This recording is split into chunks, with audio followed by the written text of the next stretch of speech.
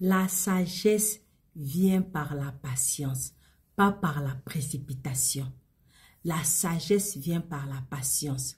Quand tu traverses quelque chose, quand tu traverses une situation, ne cherche pas rapidement à sortir de là. La première chose que tu dois chercher à savoir, c'est Seigneur, pourquoi? Seigneur, pourquoi? Et Seigneur, comment faire face à cette situation? Quand tu sais comment faire face à la situation, quand tu comprends la situation, c'est facile pour toi de t'en sortir. C'est facile pour toi d'apprendre la raison pour laquelle tu es dans la situation et aussi de savoir comment sortir de là sagement, sans dégâts. Donc, si jusqu'à présent tu n'es pas encore abonné, s'il te plaît, abonne-toi pour qu'on puisse grandir et se fortifier ensemble. La parole de Dieu nous dit dans Jacques chapitre 1, verset 3, « Sachant que l'épreuve de votre foi produit la patience. Mais il faut que la patience s'accomplisse parfaitement son œuvre, afin que vous soyez parfaits et accomplis sans faillir en rien.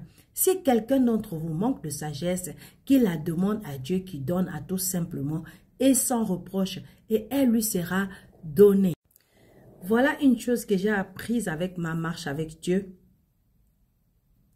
C'est que lorsque tu es patient dans une situation, le Seigneur a le temps de t'éclairer sur la situation. Il a le temps de t'éclairer sur ce que tu es en train d'attendre.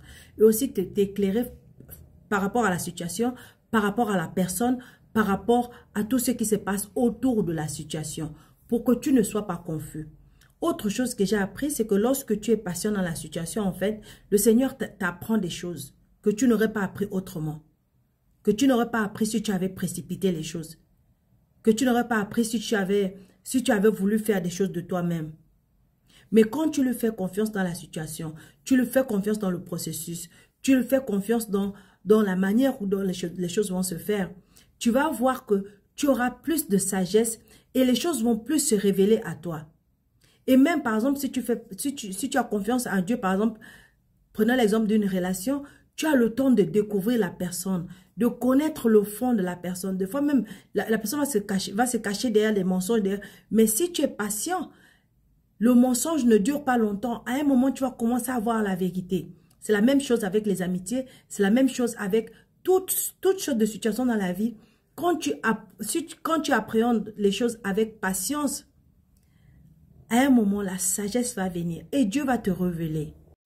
Parce qu'en fait, c'est dans la patience que l'expérience de la vie augmente. Et c'est parce que tu as été patient que tu peux dire non à certaines choses et avoir des explications pourquoi tu dis non. Avoir une bonne raison pourquoi tu dis non. Ou si tu dis oui à quelque chose, tu as une bonne raison de pourquoi tu dis oui. Il y a des fois, par exemple, tu as manqué de patience et tu es tombé dans une situation, tu as accepté une relation que tu n'es même pas rentré dedans depuis le début parce que depuis le début, tu savais qu'il y a des choses qui ne marchaient pas, mais tu as fermé les yeux, tu t'es dit, je dois être avec quelqu'un, je rentre dans cette relation et cette relation t'a tellement brisé, détruite que tu t'es dit maintenant que, oh si je savais, c'est le manque de patience. Quand tu as la patience, le Saint-Esprit de Dieu en toi va te montrer les choses, va te révéler les choses pour que tu puisses prendre la bonne décision au bon moment. Alors, s'il te plaît, sois patient. C'est dans la patience que la sagesse de Dieu en toi va se manifester puissamment. Sois béni. Shalom.